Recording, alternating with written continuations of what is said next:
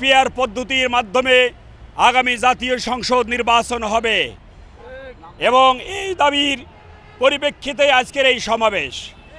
এই সমাবেশের মাধ্যমে আমরা জানিয়ে দিতে চাই, আগামীর বাংলাদেশ হবে বৈষম্য বিরোধী বাংলাদেশ, আগামীর বাংলাদেশ হবে ন্যায় নীতির বাংলাদেশ, আগামীর বাংলাদেশ হবে ইনসাফের বাংলাদেশ।